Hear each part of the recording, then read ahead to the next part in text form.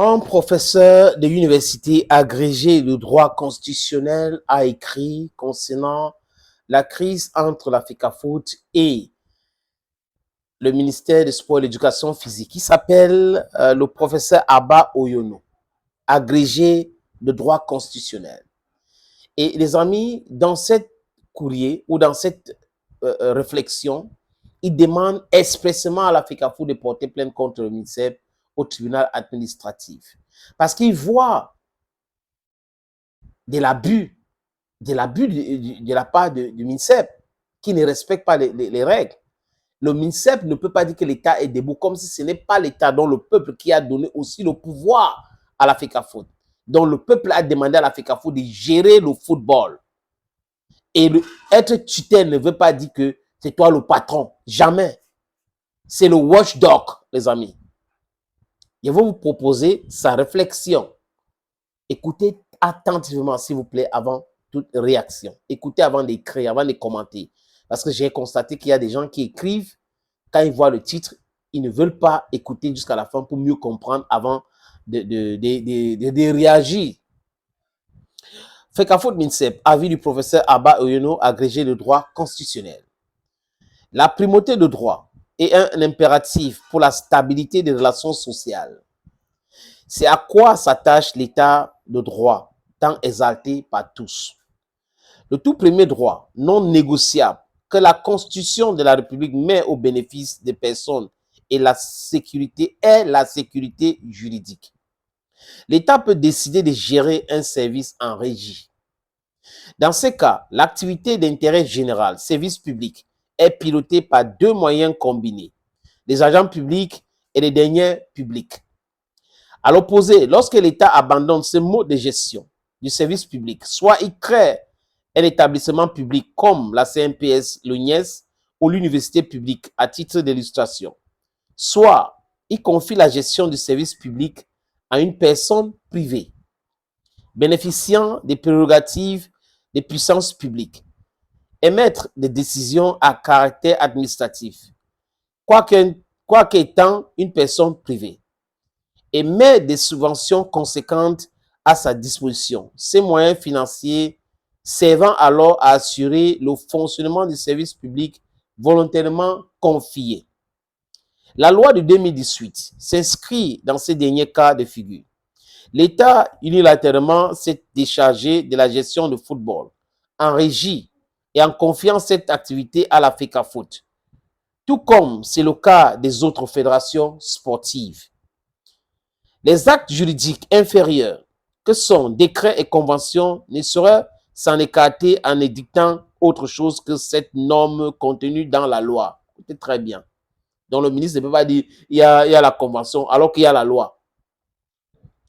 Dans ces conditions, l'État est confiné à un rôle résiduel.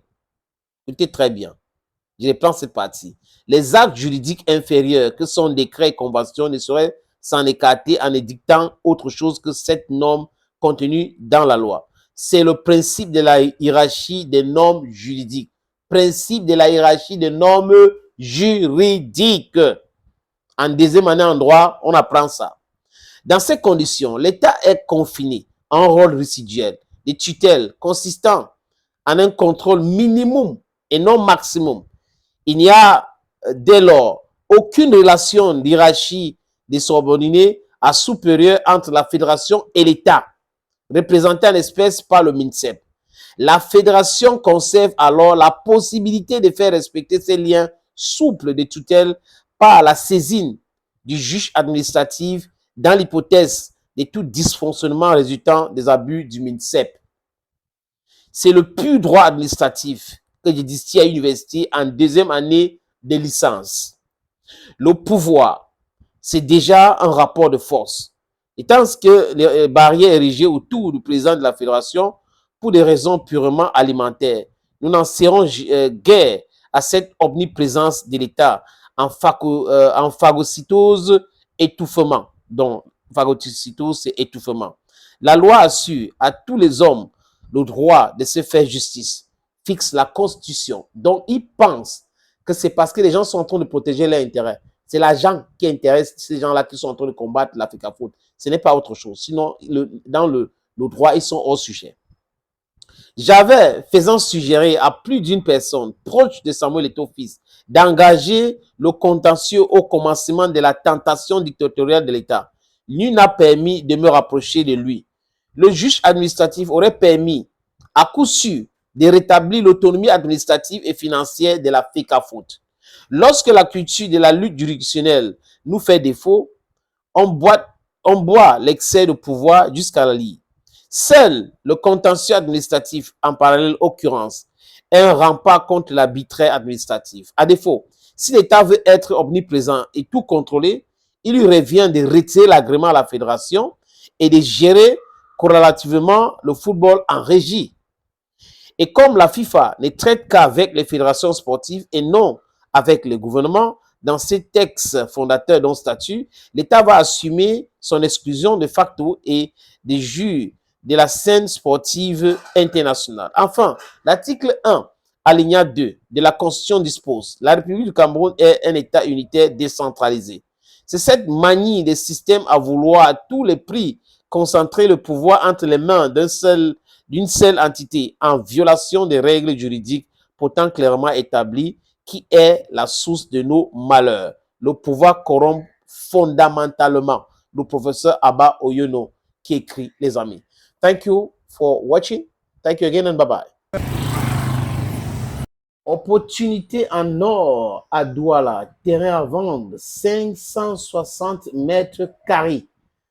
Vous voulez construire un centre commercial, un hôtel. Vous voulez construire votre propre maison à vous. Vous voulez ouvrir une station de service. C'est à vendre, les amis. Je répète encore, c'est à vendre, ce terrain. Voilà donc l'opportunité que je vous présente là. C'est 560 mètres carrés, je répète. Et le terrain est titré. Nous allons vous laisser le temps de vérifier, parce que c'est très important. Donc, ce n'est pas le genre de terrain où il y a un problème. Non, non, non. C'est en plan Bonapuzo, à côté de la route. La route ceinture ce terrain. D'un côté, il y a une route en pavé. De l'autre côté, c'est une autre route bitumée. C'est abordable le prix, hein, donc on peut discuter du prix.